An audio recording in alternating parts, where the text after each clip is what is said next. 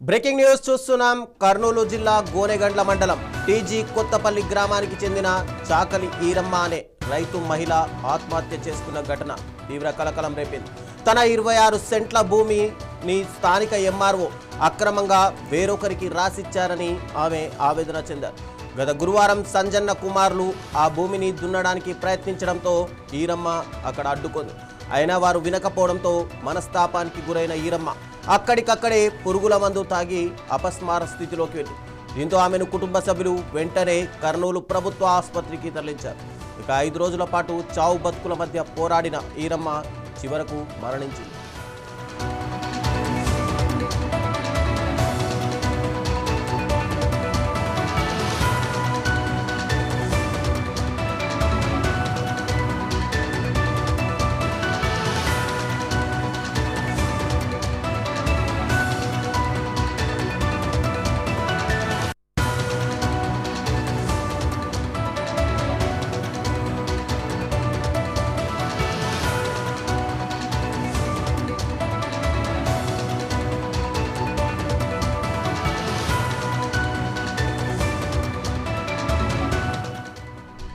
ఈరమ్మ మృతితో కుటుంబ సభ్యులు బంధువులు తీవ్ర ఆగ్రహం వ్యక్తం చేస్తున్నారు. కర్నూలు ప్రభుత్వ ఆసుపత్రిలోని మార్చురీ వద్దకు పెద్ద సంఖ్యలో చేరుకున్నారు. ఇక ఎంఆర్ఓ, విఆర్ఓ, సర్వేయర్లతో పాటు అక్రమంగా భూమిని ఆక్రమించుకున్న సంజన్న కుమార్లపై హత్య కేసు నమోదు చేయాలని వారు డిమాండ్ చేస్తున్నారు. ఇక రెవెన్యూ అధికారుల నిర్లక్ష్యం అక్రమాలకు ఈరమ్మ బలైందని వారు ఆరోపిస్తున్నారు. ఈ ఘటనపై జిల్లా అధికారులు వెంటనే స్పందించి బాధ్యులపై కఠిన చర్యలు తీసుకోవాలని మృతురాలి బంధువులు కోరుతున్నారు.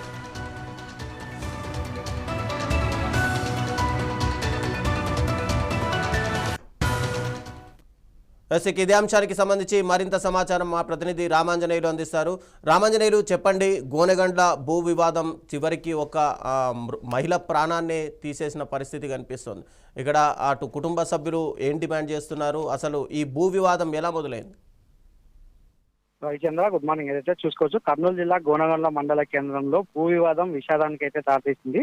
గోనెగండ్లకు చెందినటువంటి చాకలి ఈరమ్మ కుటుంబం వచ్చేసి సర్వే నెంబర్ 552/B2లో 26 సెంట్ల భూమిలో 1961 నుంచి కూడా సాగు చేసుకుంటున్నారు. అంటే దాదాపు 5 సంవత్సరాల నుంచి కూడా ఆ 26 సెంట్ల భూమి మీదనే ఈ కుటుంబం మొత్తం అంతా కూడా సాగు చేసుకున్నారు. అయితే ఇటీవల చూసుకోవచ్చు, కూటమి ప్రభుత్వము ఏదైతే భూ ఆక్రమణలు ఎక్కువైతా ఉన్నాయి, ఏదైతే నిజమైన రైతుకు భూమి దక్కే విధంగా కూటమి ప్రభుత్వం మీ భూమి మీ హక్కు అని చెప్పేసి ఒక పథకం తీసుకొచ్చింది. ఆ పథకంలో భాగంగా రీసర్వేలు అయితే నిర్వహించారు. రీసర్వేలో ఏదైతే చాకలి ఈరమ్మకి చెందినటువంటి 26 సెంట్ల భూమిని పక్కన ఉన్నటువంటి ఏదైతే సంజన కుమారులు, లక్ష్మీనారాయణ, రంగస్వామి, రామారాయణ వీళ్ళ ముగ్గురు పైన కూడా ఎక్కించడం జరిగింది. అంతేకాకుండా దానికి సంబంధించి పాస్బుక్ కూడా వాళ్ళకి ఇచ్చిన నేపథ్యంలో వాళ్ళంతా కూడా పొలంలోకి దిగి అక్కడ దున్నుతా ఉంటే చాకలి ఈరమ్మ వెళ్ళి ఈ పొలం మాది, ఈ పొలంలోకి ఎందుకు వస్తారని అడ్డుకున్నటువంటి ఈరమ్మ పైన వారందరూ కూడా దాడికి దిగడమే కాకుండా అక్కడ ఉన్నటువంటి పురుగుల మందు డబ్బా కూడా ఇచ్చి తాగి సాగుపో అని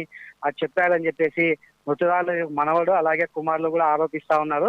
అయితే చూసుకోవచ్చు, ఈ సంఘటన గత గురువారం రోజు ఆమె ఆత్మహత్యాయత్నానికి అయితే పాల్పడింది పురుగుల మందు తాగి. ఆ రోజు నుంచి కూడా కర్నూలు ప్రభుత్వ ఆసుపత్రిలో వైద్య చికిత్సలు అయితే కొనసాగుతాయి. దాదాపు 5 రోజుల పాటు ప్రాణాలతో పోరాటం చేసి నిన్న రాత్రి ప్రాణాలు అయితే ఇచ్చిన పరిస్థితి. అయితే ఓవరాల్ గా చూసుకున్నట్లయితే ఈమె చావుకు ప్రధాన కారణము రెవెన్యూ అధికారులు అని చెప్పేసి కుటుంబ సభ్యులు అయితే ఆరోపిస్తా ఉన్నారు.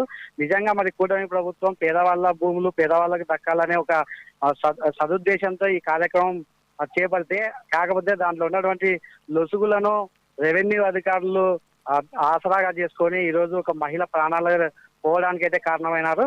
ఇప్పటికీ కూడా ఎన్నిసార్లు మేము దాదాపు 5-6 సార్లు తిరిగినప్పటికీ కూడా ఎంఆర్ఓ ఆఫీస్ లో ఎంఆర్ఓ అలాగే సర్వేయర్ తర్వాత విఆర్ఓ అసలు నిర్లక్ష్యపు సమాధానాలు చెప్తూ ఏం చేసుకుంటారో చేసుకోమని కూడా అధికారులు ఇలా చెప్తే చివరికి మేము కోర్టుకు కూడా వెళ్ళడం జరిగింది.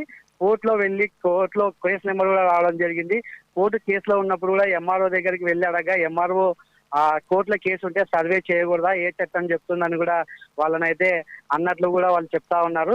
మరి కోర్టులో కేసు ఉన్నప్పుడు సర్వే అయితే చేయొచ్చు, కానీ మరి పాస్బుక్లు ఎలా ఇస్తారని చెప్పేసి కూడా ఇక్కడ ఉన్నటువంటి బంధువులు ఆరోపిస్తున్నారు. అలాగే రైతు సంఘం నాయకులు కూడా పెద్ద ఎత్తున ఇక్కడికి వచ్చి ఆందోళన అయితే చేయడానికి అయితే సిద్ధమైనారు. ప్రస్తుతం చాకలి ఈరమ్మ మృతదేహం కర్నూలు ప్రభుత్వ ఆసుపత్రి మార్చురీ రూమ్ లో ఉంది. మార్చురీ పోస్ట్ మార్టం జరుగుతోంది. పోస్ట్ మార్టం అయిపోయిన తర్వాత ఏదైతే చావుకు కారణమైనటువంటి రెవెన్యూ అధికారులు ఎంఆర్ఓ అలాగే విఆర్ఓ సర్వేయర్ ముగ్గురు పైన కూడా క్రిమినల్ కేసులు పెట్టి వారికి న్యాయం జరగాలని చెప్పేసి కుటుంబ సభ్యులు అలాగే రైతు సంఘం నాయకులు కూడా డిమాండ్ చేస్తా ఉన్నారు. అంతేకాకుండా ఎవరైతే భూ ఆక్రమణకు పాల్పడినటువంటి ముగ్గురు అన్నదమ్ముల పైన కూడా కేసులు పెట్టి వాళ్ళ భూమిని వాళ్ళకి ఇచ్చేటట్లా కూటమి ప్రభుత్వంలోని పెద్దలు కూడా ఇప్పటికైనా చొరవ చూపాలని చెప్పేసి ఒక సామాన్యునికి ఇలా జరిగితే ఎలా అని చెప్పేసి వాళ్ళు పెద్ద ఎత్తున ఆందోళన చేస్తున్నారు. కాకపోతే ఆ చాకలి ఈరమ్మ చావు కారణమైన ప్రతి ఒక్కరి పైన కూడా కేసులు పెట్టేంత వరకు కూడా తమ నిరసన అయితే తెలుస్తూ ఉంటామని చెప్పేసి ఇక్కడ ఉన్నటువంటి బంధువులు అందరూ కూడా మార్చరీ వద్ద అయితే పెద్ద ఎత్తున ఇక్కడికి చేరుకోవడం జరిగింది. ఓవరాల్ గా అయితే పోస్ట్ మార్టం అయిపోయిన తర్వాత కొద్ది తర్వాత ఏంటి అనేది కూడా తెలిసే అవకాశాలు ఉన్నాయి రవిచంద్ర. రామాంజనేయులు అంటే ఇటు కూటమి ప్రభుత్వం వచ్చిన తర్వాత పూర్తిగా రీసర్వే చేస్తున్నాము, గతంలో వివాదాలు తలెత్తాయి, ఇవన్నీ కూడా డైరెక్ట్గా సెటిల్ అవుతాయి అని చెప్పి పదే పదే చెప్తూ వస్తున్నారు.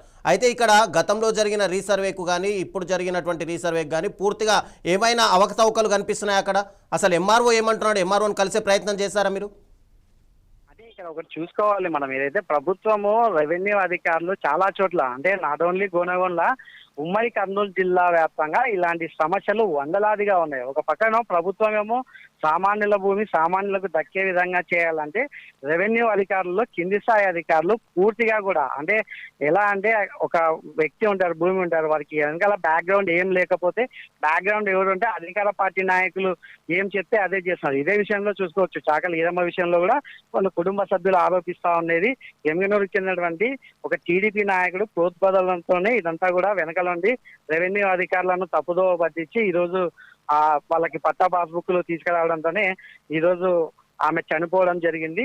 మరి నిజంగా కూటమి ప్రభుత్వంలో ఉన్నటువంటి పెద్దలు ఇలాంటి సామాన్యుల ప్రాణాలు తీసినటువంటి నాయకుల పైన కావచ్చు, అధికారుల పైన కావచ్చు కఠినంగా చర్యలు తీసుకుంటే ఇలాంటి సంఘటనలు పునరావృతం కూడా కావని చెప్పేసి వాళ్ళైతే డిమాండ్ చేస్తున్న పరిస్థితి.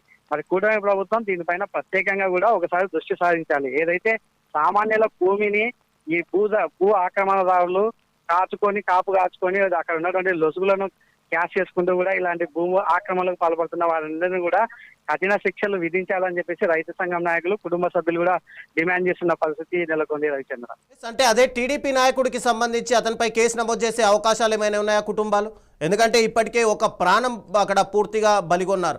ఇక పూర్తిగా ఆ కుటుంబ సభ్యులు ఆరోపిస్తున్నట్టు గతంలో సర్వే నెంబర్లకు కానీ ఇప్పుడు కానీ చూసుకుంటే తన 26 సెంట్ల భూమి పూర్తిగా ఎవరో వచ్చి దున్నడం అనేది ఎవరికైనా అబ్జెక్షన్ ఉంటుంది. ఖచ్చితంగా దీనిపైన ఏదైనా కేసు నమోదు చేసే అవకాశాలు కనిపిస్తున్నాయా? అదే ఇప్పుడు ఒకటి చూసుకోవచ్చు, ఏదంటే కుటుంబ సభ్యులు ఆరోపణలు చేస్తున్నారు. ఆరోపణల్లో వాస్తవాలు ఏంటున్నాయి అవాస్తవాలు ఏంటున్నాయి అని చెప్పేసి పోలీసులు ఇప్పటికే ఈ మృతి పైన కేసు నమోదు చేసుకుని దర్యాప్తు చేస్తా ఉన్నారు.